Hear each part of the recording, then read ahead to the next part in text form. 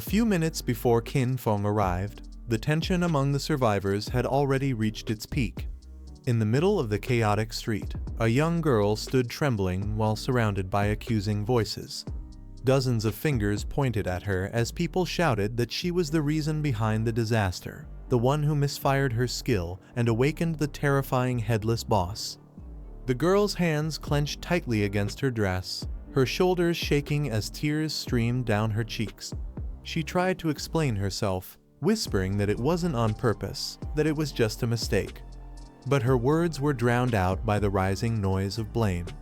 The others shouted that the boss had followed her all the way to their revival point, putting everyone's lives at risk. None of them cared about her apology. The fear in their eyes turned into anger as team leaders refused to take her in. One man declared that his squad wouldn't dare associate with someone who brought such danger upon them. Another added that doing so would be suicide, they wouldn't even know how they died next time. The arguments grew louder, echoing down the ruined street. Just as panic threatened to spread again, a man in armor stepped forward, his expression sharp. He ordered everyone to quiet down, reminding them that if they kept shouting, they might attract the boss back to their location. His voice cut through the chaos, and for a brief moment, the group fell silent, fear tightening its grip over them once more. The chairman looked at Xiaoyu and decided she was unfit for battle. Instead, she was assigned to gather information about safe hiding spots. To motivate her, the chairman promised rewards 3 years of lifespan for finding a gold-level location, and 10 for a platinum one. Xiaoyu quietly accepted the task, receiving 2 days of tradable lifespan. From now on, she would be granted 1 lifespan each day to survive. Otherwise, she'd die as time ran out. While she bowed in gratitude, others whispered with resentment. They complained that she got off easily and suspected she was using this role to stay close to the chairman. Their jealousy sparked arguments, but the chairman silenced them by confirming her name, Zialuo, and reminding everyone that survival required results, not envy. Moments later, a strange glow surrounded the area as a lifeless puppet lay on the ground, its energy fading away.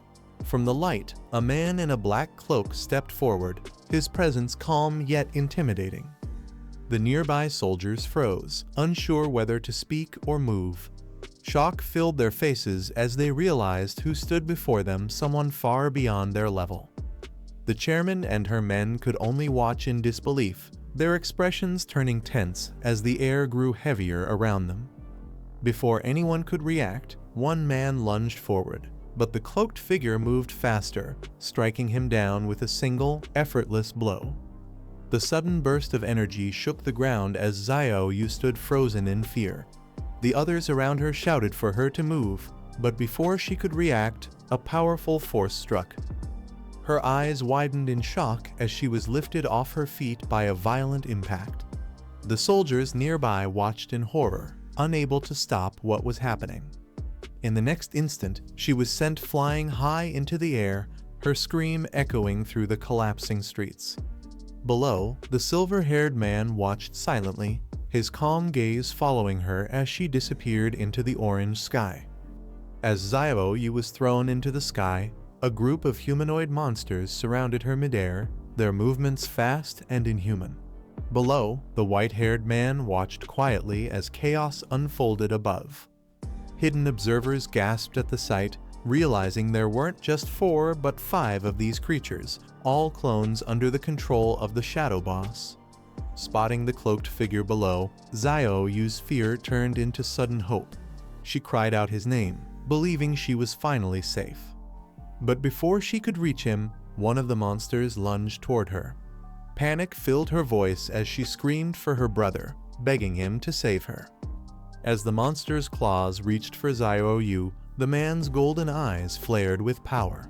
Shadows twisted around him as he unleashed his skill flash Shadow Slash.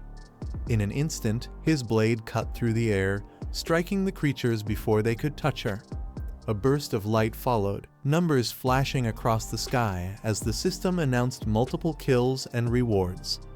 The enemies were instantly destroyed, leaving only glowing particles drifting in the wind. Xiaoyu fell safely through the fading light, her eyes wide with disbelief.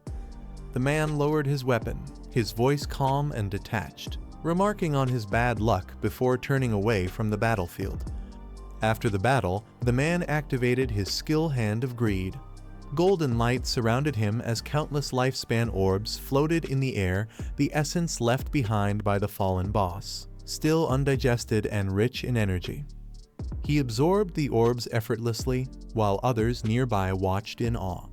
A cheerful woman stepped forward, asking him to sell whatever he didn't need, her voice playful but greedy. With a calm glance, he replied that if the price was right, he could take them to collect more. His words stirred excitement among the group. He then ordered Wang Meng and a few others to follow, but stopped one of the women, stating coldly that she couldn't come, not her specifically, but because women weren't allowed on this mission. The woman tried to use her charm, teasing the white-haired man and accusing him of being biased. With a playful smirk, she hinted that he must prefer men since he rejected her attempt. Unamused, he waved her off with a flick of his hand, shutting down her teasing completely. His focus shifted to the mission ahead, explaining that the next target lay beyond the northern city gates, a mysterious tower of divine authority that offered rare rewards. He added that the tower's NPCs were difficult to deal with and that bringing a woman would make the challenge 10 times harder. That was why he refused her entry. Annoyed, the woman muttered under her breath, swearing she'd surpass him someday. Her friends pulled her away, suggesting they hunt monsters to vent their frustration before leaving with a casual goodbye. The white-haired man looked back at the group and ordered them to follow. Instantly, a system alert appeared. He had sent a team invitation. The others accepted, both nervous and excited to join forces with someone so powerful. As they moved out, the gap between their abilities became obvious. His speed was unmatched, leaving the rest struggling to keep up. They could barely follow his movements, realizing just how far above them he truly was. While walking ahead, he silently reviewed the loot from the previous battle. More than 20 items had dropped, but only 2 were suitable for assassins. Among them was a rare weapon, the Forest White Bone Blade Emerald. It boasted high agility and armor penetration, with a unique effect that doubled movement speed and increased dodge rate when attacking. Inspecting his new loot, the man drew a crimson blade radiating with dark energy. Its power was immense, nearly twice as strong as his previous weapon, with added strength, agility, and armor penetration. He examined the stats carefully. The weapon, called Shadow Blade Platinum Grade, allowed him to unleash condensed dark energy that could shatter buffs and deal powerful single-target attacks. Though its base damage was modest, its effect impressed him. Deciding to enhance it further, he upgraded the blade to legendary rank, amplifying its stats and abilities. Dark aura surged around him as the weapon transformed. Now, each strike could shorten its cooldown with every weak point hit. Smirking, he noted that for him, the cooldown was barely a second proof of his unmatched mastery. After testing his new weapon, the man glanced around the empty streets, realizing his team was nowhere in sight. His calm expression shifted slightly as he wondered where Wang Meng and the others had gone.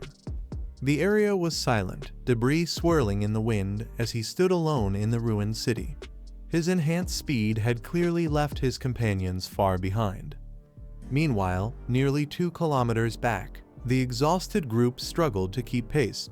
The streets they crossed were littered with rubble and dust from earlier battles. One of the men slumped against a wall, gasping for air and muttering that their leader walked way too fast, no one could possibly keep up with him. The team trailed far behind, struggling to keep up with their leader's pace. One of the men collapsed to the ground, gasping for breath and admitting he couldn't go any farther. His armor was covered in dust, his body trembling from exhaustion after miles of running. The rest of the team wasn't in much better shape.